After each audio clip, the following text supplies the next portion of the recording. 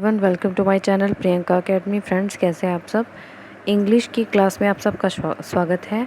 और आज का जो टॉपिक है, हम पार्ट ऑफ स्पीच की सीरीज में हमने कल नाउन को किया है और आज हम प्रोनाउन करेंगे। फ्रेंड्स, आज हम प्रोनाउन की डेफिनेशंस के बारे में पढ़ेंगे और टाइप्स के बारे में। लेकिन प्रोनाउन की आपकी 2 क्लासेस होंगी। ये पार्ट 1 है जिसमें टाइप्स के बारे में आपको अलग से बताया जाएगा। तो चलिए आज की क्लास को स्टार्ट करते हैं। प्रोनाउन की definition, types and example. What is a pronoun? A pronoun is used in the place of a noun। यानी कि मैं आपको हिंदी में बताती चलूँगी साथ में। इन प्रोनाउन क्या होता है? प्रोनाउन को हिंदी में क्या कहते हैं? प्रोनाउन को हिंदी में कहते हैं सर्वनाम। क्या कहते हैं? सर्वनाम। ठीक है। और जो ये सर्वनाम होता है, ये नाम को आप जानते हैं, नाउन को क्या बोलते हैं? संज्ञा बोलते हैं, और संज्ञा को ही नाम बोलते हैं। यानी कि सर्वनाम यानी कि जो नाम की जगह यूज होता है, is used in the place of a noun. It substituted the noun in a paragraph or pieces of writing to avoid repetition of the noun। यानी कि नाउन का बार बार रिपीटेशन ना हो तो ये उसकी जगह यूज़ किया जाता है। जैसे आप सपोज करो, एक एग्जांपल लेते हैं, मोहन। ठीक है। Mohan writes a letter. Mohan writes a letter. He writes very good. His writing is very good. तो हम दोबारा लाइन में मोहन ना बोलकर ही बोलेंगे। यानी कि मोहन एक संज्ञा है और मोहन कौन सी नाउन है? प्रॉपर नाउन है। हमने प्रॉपर नाउन की जगह मोहन का नाम यूज़ ना करके ही का यूज़ किया है। जो ही है वो क्या है? हमारी प्रोनाउन है। क्या है? प्रोनाउन। मोहन नाउन और प्रोनाउन होगा ही। इससे पहले पर्सन, सिंगुलर प्रोनाउन और प्लूरल प्रोनाउन के बारे में पता होना चाहिए। First person pronoun, second person और थर्ड पर्सन। सिंगुलर होता है आई और मी, वी और अस प्लूरल होगा। Second person you, your, you. ये टेबल आपको पूरी लर्न होनी चाहिए। Definition of a pronoun. A pronoun is defined as a word that is used instead of a noun और noun phrases according to the Cambridge dictionary. Cambridge dictionary के according ये जो definition है वो आपको दी गई है।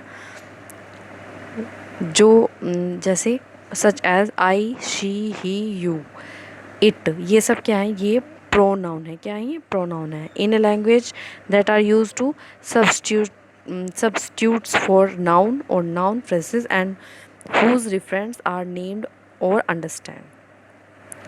तो एक सिंपल लैंग्वेज में कहेंगे, जो हम यूज़ करेंगे नाउन की जगह, नाउन के स्थान पर, नाउन के प्लेस पर, तो वो क्या होगा? वो प्रोनाउन होगा। यानी कि संज्ञा की जगह जो हम यूज़ करते हैं सर्वनाम होता है वो। Pronoun and there types. A word use in a place of a noun. अगर आप एक सिंपल डेफिनेशन प्रोनाउन की लर्न करेंगे, आपको इससे समझ आ जाएगा। ए वर्ड, एक शब्द यूज्ड, जो प्रयोग होता है, इन प्लेस यानी कि जगह पर, ऑफ ए नाउन, नाउन की जगह पर। तो फ्रेंड्स, इसके टाइप है personal, possessive, reflexive, emphatic, reciprocal, demonstrative, interrogative, indefinite, distribute and relative. तो इसमें आपको कुछ कीवर्ड्स दिए गए हैं। जैसे पर्सनल प्रोनाउन में आपके, जो मैंने अभी आपको first person, second person, third person समझाया है, वो वाले वर्ड मिलेंगे आपको। आपको पूछा जाएगा, एक एग्जांपल दिया जाएगा कि इसमें कौन सा प्रोनाउन है। आपको उस प्रोनाउन का नाम बताना पड़ेगा। अगर आई, वी, मी है तो पर्सनल होगा। अगर आपको माइन, ओवर्स, योवर्स, हिज दिखाई दे रहा है तो ये क्या होगा? पोसेसिव होगा, पोसेसिव। उसके बाद होगा reflexive, myself, ourself, yourself, yourselves, ये सब होंगे रिफ्लेक्सिव। इम्पैक्टिक, फ्रेंड्स, इन दोनों में थोड़ा ही डिफरेंस है।